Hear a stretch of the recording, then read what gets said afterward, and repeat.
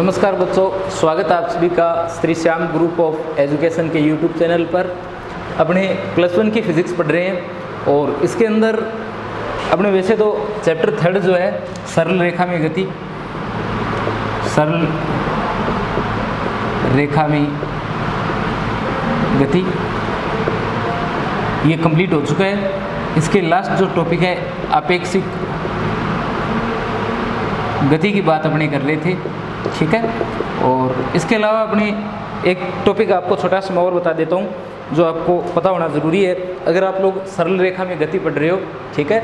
इस चैप्टर का नाम गतिकी भी है अभी, अगर आप लोग आरबीएससी की पढ़ रहे हो बुक तो ये चैप्टर गतिकी के नाम से भी है।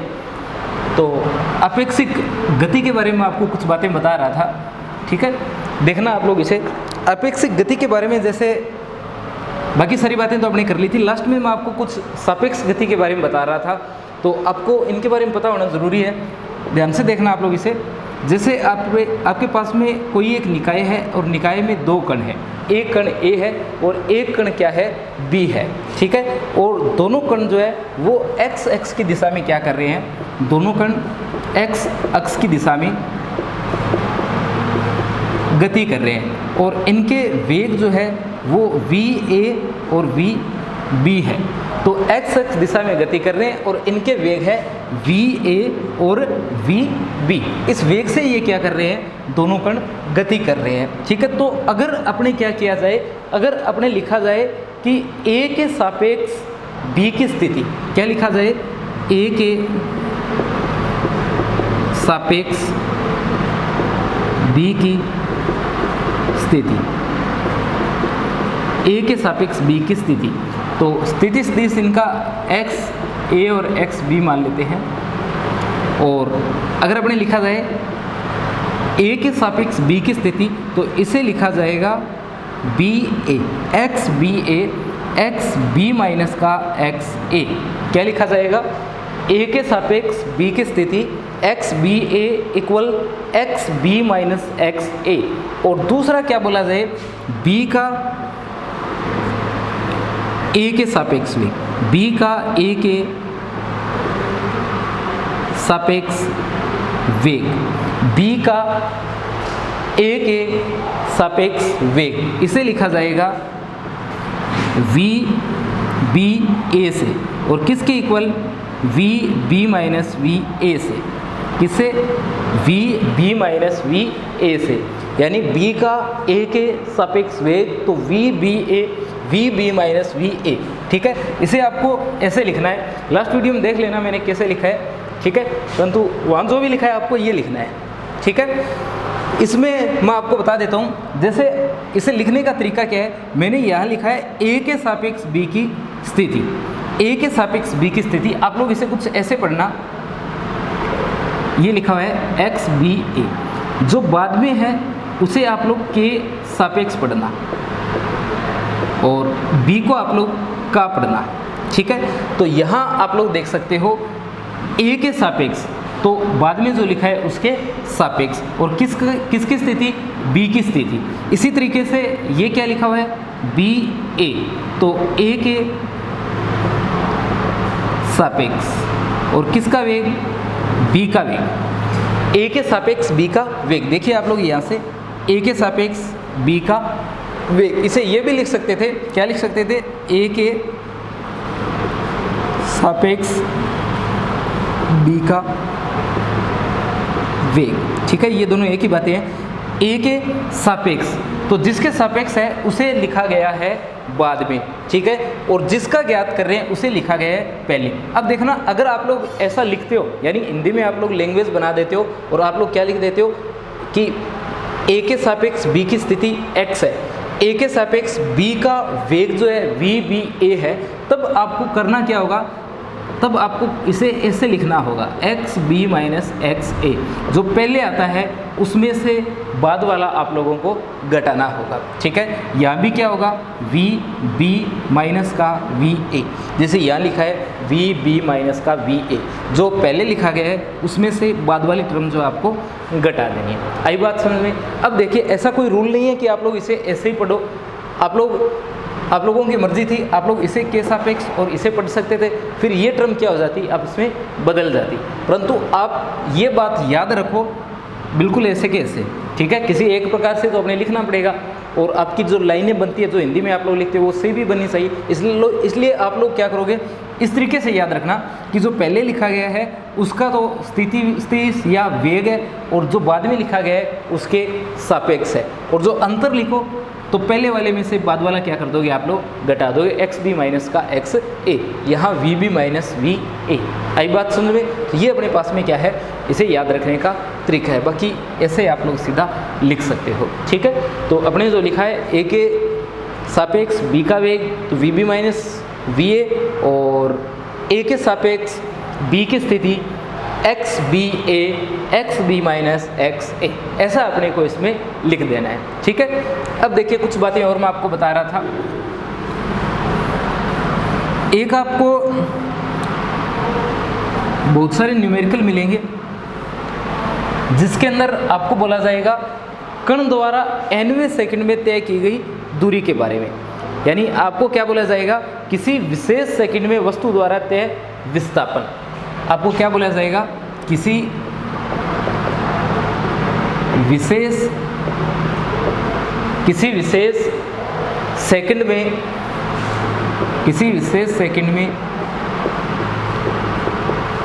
वस्तु द्वारा तय विस्थापन, किसी विशेष सेकंड में वस्तु द्वारा तय विस्थापन।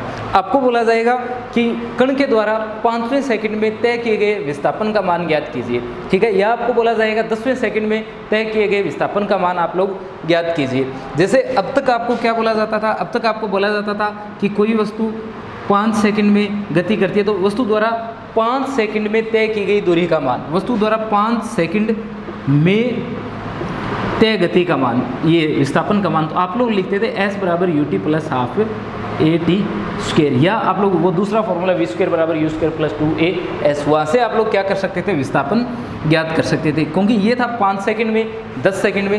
पर अब आपको क्या करना है, अब आपको अगर बोल दिया जाए कि 5वें सेकंड में, आपको क्या बोला जाए, 5 में के बजाय 5वें सेकंड में वस्तु द्वारा तय विस्थापन, ठीक है। यानी आपको बोला जाए 5वें सेकंड के अंदर कितना विस्थापन तय किया जा रहा है, यानी चौथे के बाद में जो 5वां आ रहा है या छठे से पहले जो 5वां आ रहा है, उस 5वें सेकंड में कितना विस्थापन तय किया जा रहा है। अगर आपको ऐसा बोला जाता है तब आपकी ये जो 2 समीकरणें होती है ये काम में नहीं आएगी। इसके लिए आपको कौन सा सूत्र काम में लेना है अपने उसकी बात कर लेते हैं, ठीक है। ऐसा आपको कोई न्यूमेरिकल मिल सकता है, या ऐसा आपको प्रश्न भी दिया जा सकता है कि वस्तु द्वारा तय किए गए विस्थापन का मान ज्ञात कीजिए किसी विशेष सेकंड में। तो इसके लिए आपको क्या करना होता है, इसके लिए आपको मानना होता है कि अपने क्या है, nवें सेकंड में तय की गई दूरी का मान ज्ञात करना है। यानी माना हमें क्या करना है, nवें सेकंड में तय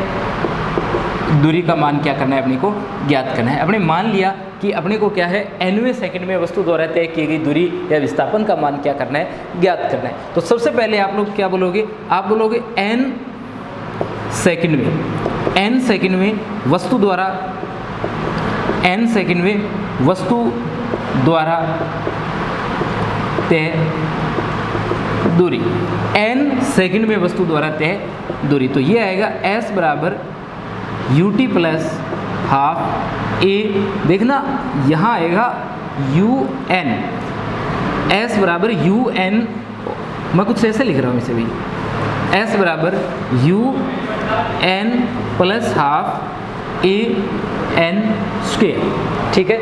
nवें सेकंड में वस्तु द्वारा तय दूरी। अब अपने बात कर लेते हैं n माइनस 1 सेकंड में वस्तु द्वारा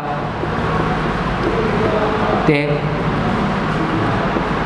दूरी। तो ये मान लेते हैं कितनी है, एच डैश है, और n माइनस 1 आएगा तो u तो अपनी जगह रहेगा, और यहाँ क्या आ जाएगा, n minus 1 plus 1/2 n minus 1 की होल स्क्वायर, ठीक है। ये आ जाएगा u n minus 1 plus 1/2 a और n माइनस 1 की स्क्वायर आ जाएगी। अब आपको क्या करना है, अब आपके पास में आएगा nवें सेकंड में तय की गई दूरी, nवें सेकंड में, इसलिए nवें सेकंड में तय की दूरी। इसके लिए आप लोग लिखोगे एस एन बराबर एस माइनस का एस डैश, एस माइनस का एस डैश। देखिए यहाँ क्या किया है, आप लोग ये मान करके चलो, आप लोग ये मान करके चलो, जैसे आपको बोल दिया जाए कहीं पर कि वस्तु जो है 5 सेकंड में कितना चलती है, 5 सेकंड में चलती है 5 मीटर, और 4 सेकंड में चलती है 3 मीटर। तो 5वें सेकंड में वस्तु कितनी चली, तो इन दोनों सेकंडों के बीच में जो गैप है वही तो 5वीं सेकंड है। तो आप लोग यहाँ से बता सकते हो कि वस्तु कितनी चली, 2 मीटर चली। ठीक है, तो यानी आपसे पूछा जाए nवें सेकंड में वस्तु द्वारा तय की गई दूरी का मान, तो उसमें अपने क्या किया जाता है, उसमें अपने s में से s डैश घटा दिया जाता है। तो सूत्र देखिए कैसे बनेगा, एस एन बराबर, इसे लिखो यू एन प्लस का 1/2 ए एन स्क्वायर और माइनस यू एन माइनस 1 और प्लस और माइनस माइनस बन जाएगा अभी 1/2 ए एन माइनस 1 की होल स्क्वायर, एन माइनस 1 की होल स्क्वायर, ये बनता है। इसे थोड़ा और सॉल्व करें, इन दोनों को तो देखो एक साथ लिख देता हूँ और इन्हें एक साथ लिखता हूँ कुछ ऐसे, एस एन बराबर यू एन, इसे अंदर मल्टीप्लाई करूँ तो यू एन और माइनस प्लस का यू, देखना ये यू एन मैंने सीधा यहाँ लिखा और इसे जो है अंदर मल्टीप्लाई किया तो ये बना यू एन माइनस का यू, यू एन माइनस का यू, परंतु लिखा किसका है, प्लस का, क्योंकि ये माइनस और माइनस प्लस और यहाँ क्या आएगा माइनस, तो यू एन प्लस का यू, तो यू एन से यू एन क्या हो जाएगा कैंसिल और क्या बचेगा, सिर्फ यू बचेगा। अब बची हुई टर्म की बात करते हैं, इसमें से ये जो 1/2a है, 1/2a इसे मैं लेता हूँ कॉमन, 1/2a को क्या करता हूँ कॉमन लेता हूँ, मेरे पास में अब जो बचेगा वो बचेगा यहाँ से तो n स्क्वायर, यहाँ से माइनस का n माइनस 1 की होल स्क्वायर, ये बचता है। इसे थोड़ा और सॉल्व करूँ, अगर आपको यहाँ तक दिख रहा हो तो ये बनता है एस एन बराबर u प्लस 1/2 और a, अंदर देखिए n स्क्वायर और ये n स्क्वायर माइनस का और माइनस का 1 माइनस और माइनस प्लस का 2n, n स्क्वायर से n स्क्वायर हो जाता है यहाँ पर कैंसिल और एस एन का सूत्र बनता है, देखिए एस एन बराबर ये बनता है u plus 1/2a, u plus 1/2a और अंदर बचता है 2n माइनस का 1, तो ये बनता है s बराबर u प्लस 1/2a और 2n माइनस का 1, ये nवें सेकंड में तय किए गए विस्थापन का सूत्र बन जाता है। ठीक है, यहाँ से फिर से बताना है तो देख लीजिए, n स्क्वायर अपनी जगह, इस ब्रैकेट को अगर आप लोग खोलते हो, जैसे इसे मैं खोलता हूँ तो क्या बनता है, ये बनता है n स्क्वायर प्लस का 1 और माइनस का 2n, ऐसा ही तो बनता है, पर बाहर क्या लगा हुआ है माइनस, इसलिए ये प्लस का है तो माइनस का लिखेंगे, ये प्लस का है तो माइनस का लिखेंगे, ये माइनस का है तो इसे प्लस का लिखेंगे। n स्क्वायर से n स्क्वायर कैंसिल और 2n माइनस का 1, वहाँ देखिए 2n माइनस का 1, ये बनता है एस एन बराबर u plus 1/2a 2n minus का 1। ये आपके पास में nवें सेकंड में वस्तु द्वारा तय विस्थापन आता है। किसी विशेष सेकंड में वस्तु द्वारा तय विस्थापन का मान अगर आपको ज्ञात करना हो तो इस सूत्र की सहायता से आप लोग ज्ञात कर सकते हो, एस एन बराबर यू प्लस 1/2a और 2n माइनस का 1। ठीक है, तो ये अपने पास में nवें सेकंड में तय किए गए विस्थापन का मान आता है। ठीक है, इस फॉर्मूले की सहायता से आप लोग इस फॉर्मूले को याद रखना, जैसे आप लोग किसे याद रखते हो, जैसे आप लोग गति के समीकरणों को याद रखते हो, बिल्कुल उसी प्रकार से आपको क्या करना है, ये फॉर्मूला भी याद रखना है। ठीक है, और वही बात अगर गुरुत्वाकर्षण के अधीन गति करता तो एक ही जगह क्या आता, प्लस माइनस का जी आता, या तो प्लस का आता या किसका आता, माइनस का आता। ठीक है, अब देखिए आगे,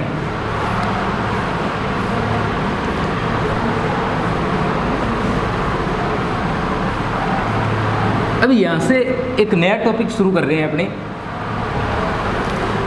और मैं आपको बताता हूँ कि अगर आरबीएससी की बात की जाए तो अब भी चैप्टर चल रहा है आपका गतिकी, परंतु अगर एनसीईआरटी की बात करें, एनसीईआरटी की बात करें तो यहाँ से चौथा चैप्टर शुरू हो जाता है समतल में गति। बात समझ में आई आप लोगों के कि अगर पुरानी सिलेबस की बात करें, मेरा मतलब ये है कि अगर आप पुरानी बुक या पुराने नोट्स पढ़ रहे हो ना तो अभी भी आपका यही चैप्टर चलता रहेगा तीसरा, जो गतिकी के नाम से। परंतु अगर आपके पास में एनसीईआरटी की बुक है तो आपका यहाँ से शुरू हो जाता है समतल में गति। ठीक है, अब मैं आपको काम की बात बताता हूँ, क्योंकि अब तो आपके सिलेबस ये एनसीईआरटी लग गया है इस साल से, तो आपको कुछ एक टॉपिक्स के बारे में आपको बता देता हूँ।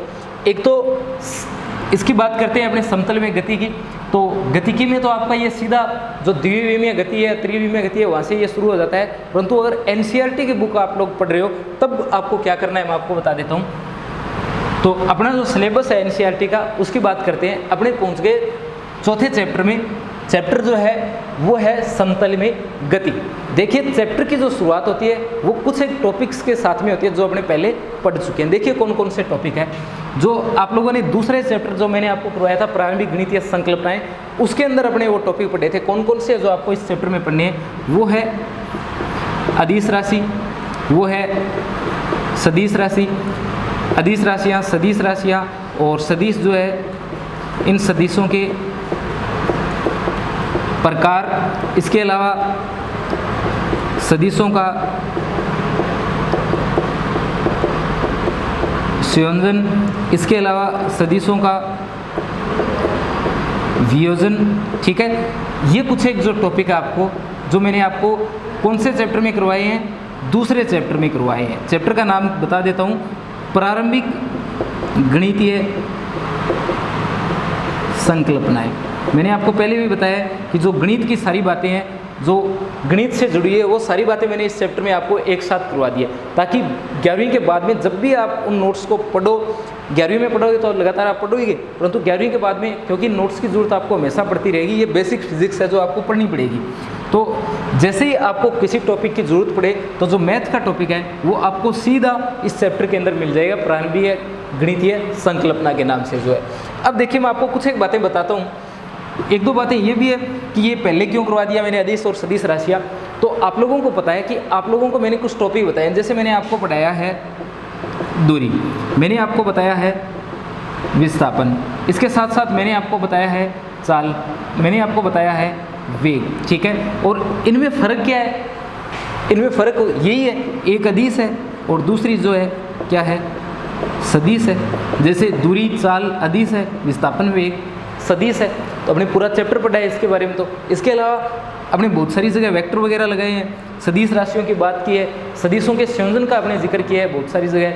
ठीक है, अपने लास्ट में कुछ एक टॉपिक्स पढ़े हैं, वहाँ भी अपने क्या किया है, सदिश संयोजन के नियमों को काम में लिया है, सदिशों के प्रकारों की बात की है, अपने एकांक सदिश को बहुत सारी जगह क्या किया है, काम में लिया है। इसके अलावा अपने क्रॉस गुणनफल जो है, अदिश और सदिश गुणनफल जो है, अदिश और सदिश गुणनफल जो है उनको काम में लिया है। बहुत सारी जगह अपने डॉट प्रोडक्ट किया है, बहुत सारी जगह अपने क्रॉस प्रोडक्ट किया है, अदिश गुणनफल और सदिश गुणनफल किया है। अगर मैं आपको ये चौथे चैप्टर में पढ़ाता तब ये टॉपिक आपके समझ में नहीं आते, क्योंकि आपको ये नहीं पता होता कि आपकी अदिश और सदिश राशियाँ क्या है, तब आप समझ ही नहीं पाते कि दूरी विस्थापन इन सब में अंतर क्या है। ठीक है, इसलिए मैंने इनको जो है दूसरे चैप्टर में आपको पहले से पढ़ा दिया है। ठीक है, तो ये जो टॉपिक है आप लोग कहाँ से करोगे, ये आप लोग दूसरे चैप्टर से करोगे जहाँ मैंने आपको अदिश सदिश वो सारे कुछ करवाए हैं। ठीक है, अब अपने बात कर लेते हैं इस चैप्टर की समतल में गति की।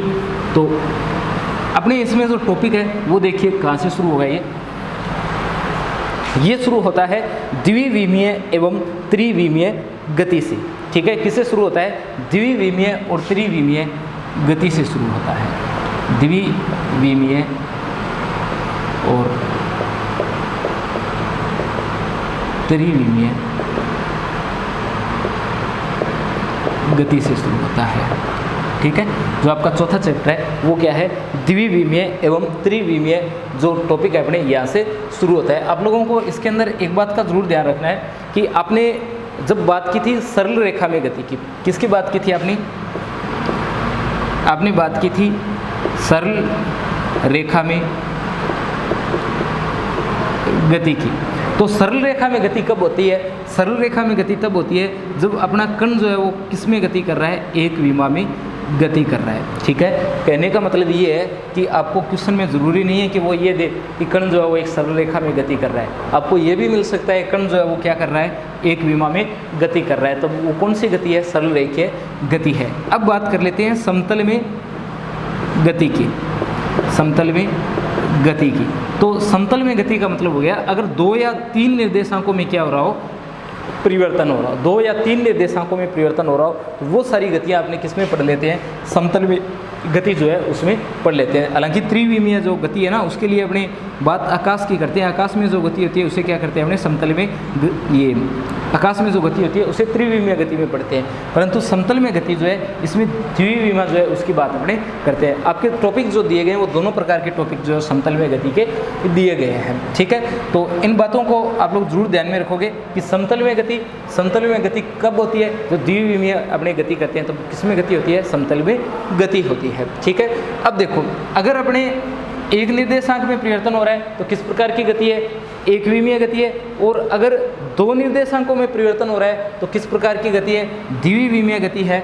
यह जो द्विविमीय गति है ये कब होती है? जब 2 निर्देशांकों में परिवर्तन होता है। और जब 3 निर्देशांकों में परिवर्तन होता है तब कौन सी गति होती है? तब अपने ये त्रिविमीय गति जो है वो संपन्न होती है। तो इसके अंदर अपने सबसे पहले जो टॉपिक है वो अपने द्विविमीय गति के लिए, और उसके बाद में अपने पढ़ेंगे त्रिविमीय गति को। ठीक है, तो द्विविमीय गति, सिर्फ इतना लिख रहा हूँ, द्विविमीय गति। द्विविमीय गति में अपने कण के विस्थापन, वेग, त्वरण और इनके सदिश रूप का क्या करेंगे? अध्ययन करेंगे। यानी अपने द्विविमीय गति में विस्थापन पढ़ेंगे, वेग पढ़ेंगे, त्वरण पढ़ेंगे, इनका सदिश रूप पढ़ेंगे और इनका परिमाण पढ़ेंगे। ठीक है, द्विविमीय गति या आपको बोला जाएगा समतल में गति। ठीक है, तो अब अपने सबसे पहले द्विविमीय गति की बात कर लेते हैं। तो द्विविमीय गति में इस तरीके से अपने पास में क्या होता है? निर्देश तंत्र होता है x और y। ये होता है O, और A1 स्थिति पर मान लेते हैं कि आपका कण है जो x1 और y1 निर्देशांकों के साथ में आपके पास में स्थित है। ठीक है, यहाँ से ये जो कण है ये क्या करता है? ये विस्थापित होता है और कहाँ पहुँच जाता है? ये विस्थापित होकर के पहुँच जाता है A2 पर। कहाँ पहुँच जाता है? A2 पर पहुँच जाता है, जहाँ इसके निर्देशांक y2 और जहाँ इसके निर्देशांक जो है वो क्या हो जाते हैं? जहाँ इसके निर्देशांक y2 और x2 हो जाते हैं। यहाँ r1 वेक्टर है, यहाँ r2 वेक्टर है, और यहाँ क्या आएगा? यहाँ आएगा डेल r2। क्या आएगा? डेल r2 आएगा। अब देखिए अपने बात कर रहे हैं कण की। कण जो है वो A1 पोजीशन पर है, इसके निर्देशांक x1 और y1 है, और ये कहाँ पहुँच रहा है? A2 पोजीशन पर, जहाँ इसके निर्देशांक क्या हो जाते हैं? x2 और y2 हो जाते हैं। इसका पोजीशन वेक्टर r1 वेक्टर है और इसका क्या है? r2 वेक्टर है। अब देखिए अपने आगे, अब अगर अपने A1 पोजीशन की बात करें तो यहाँ जो आपका r1 वेक्टर है, A1 पोजीशन के लिए जो आपका r1 वेक्टर है वो किसके बराबर आएगा? ये आएगा x i cap plus y j cap के बराबर। किसके बराबर? x i cap plus y j cap के बराबर, और साथ में क्या लिखेंगे? अपने 1 लिखेंगे, x1 i cap plus y1 j cap. या आप क्या लिख सकते हो? या लिख सकते हो r1 vector equal x1 vector plus y1 vector. ठीक है, ऐसा आपने लिख सकते हैं। और जो अपना दूसरा कण है, कण तो वही है, विस्थापित होकर के A2 पर पहुंच गए, उसके लिए अपने क्या लिखते हैं? उसके लिए लिखते हैं x2 i के प्लस y2 j के। और या आप क्या लिख सकते हो? x2 इक्वल ये r2 vector equal x2 vector plus y2 vector. ऐसा अपने इसे लिख सकते हैं। यहाँ से अगर डेल आर वेक्टर की बात की जाए, डेल आर वेक्टर की बात की जाए तो पहले यहाँ आप लोग सदिश का नियम लगा सकते हो। वैसे इसे लिख सकते हो r2 वेक्टर बराबर r1 vector plus del R vector. ऐसा आप लोग इसे लिख सकते हो। देखिए इन दोनों का जोड़ इसके क्या होगा? बराबर होगा। यानी r1 वेक्टर और डेल आर वेक्टर जो है ये किसके बराबर होगा? ये r2 वेक्टर के बराबर होगा। और यहाँ से अगर डेल आर वेक्टर आपको ज्ञात करना हो तो ये R2 vector minus R1 vector के बराबर होगा। किसके बराबर? R2 vector minus R1 vector के बराबर होगा। ठीक है, अपने R2 वेक्टर का मान पहले यहाँ से लिख देता हूँ मैं, यहाँ से, फिर ये भी लिख लेंगे अपने। तो समीकरण नंबर ऐसे लगा देता हूँ, इसे 1 लगाता हूँ, इसे 2, इसे 3 और इसे 4 लगाता हूँ। ठीक है, तो पहले 1 और 3 से मान रख देते हैं अपने और देख लेते हैं डेल आर वेक्टर कितना आता है। तो डेल आर वेक्टर जो है वो आता है R2 माइनस, ये R2 की टर्म अपने ये वाली टर्म जो समीकरण 3 में लिखी हुई है, ये आता है x2 ik plus y2 jk minus का x1 ik plus y1 jk। इसे लिख सकता हूँ डेल R1 वेक्टर बराबर x2 माइनस का x1 ik। देखना ये x2 i कैप है और ये माइनस का x1 i कैप है। i कैप को कॉमन लेता हूँ तो ये बनता है x2 माइनस का x1 प्लस y2 और ये माइनस का y1 और क्या बनता है j कैप बनता है। अब ये आएगा डेल आर वेक्टर बराबर ये जो है ये टर्म इसे मैं लिख देता हूँ डेल x, ये बनता है del x i cap plus इसे लिख देता हूँ डेल वाई जे के। क्या लिख देता हूँ? Del X I cap plus del Y J cap, या आप इसे लिख सकते हो del R vector equal del X vector और प्लस का डेल वाई वेक्टर। ठीक है, ये भी आप लोग इसे लिख सकते हो। आई बात समझ में? ये अपनी बात हो जाती है डेल आर वेक्टर की। जो अपने विस्थापन सदिश है उस विस्थापन का मान कितना आ जाता है? विस्थापन सदिश का मान आ जाता है। विस्थापन सदिश पढ़ रहे हैं अपने सबसे पहले इसमें, ये तो आपको पता लग ही गया होगा जब अपने आर वेक्टर की बात कर रहे हैं तो सबसे पहले अपने इसमें क्या पढ़ रहे हैं? विस्थापन पढ़ रहे हैं। और विस्थापन के लिए R1 वेक्टर की बात की है, ये R1 वेक्टर है, ये R2 वेक्टर, ये भी R2 वेक्टर, दोनों R2 वेक्टर के मान है और ये क्या है? R1 वेक्टर के मान है। ठीक है, दोनों में से जिसमें से आप सोल्व करना चाहो सोल्व कर सकते हो, इन दोनों में से कोई एक और इन दोनों में से कोई एक। ठीक है, जैसे आई कैप वाली यहाँ उठाते हो तो आई कैप वाली यहाँ से लिखो, या फिर वेक्टर वाली लेते हो तो यहाँ से भी क्या करोगे? वेक्टर वाली टर्म आएगी। या तो आपका सीधा ये आ जाएगा या फिर ये आ जाएगा। अगर ये आता है तो इसे इसमें बदल दो और ये आता है तो इसे इसमें बदल दो। तो इस प्रकार से आप लोग क्या कर सकते हो? डेल आर वेक्टर का मान जो है वो आप लोग ज्ञात कर सकते हो। तो इसमें अपने डेल आर वेक्टर का मान ज्ञात कर लिया है। अब अगर अपने को परिमाण का मान ज्ञात करना हो, यानी द्विविमीय गति में विस्थापन तो अपने ज्ञात कर लिया है। ये जो दोनों समीकरणें ये किसके लिए है आपके पास में? ये दोनों समीकरणें आपकी क्या है? ये दोनों समीकरणें द्विविमीय गति में विस्थापन को निरूपित करती है। द्विविमीय गति में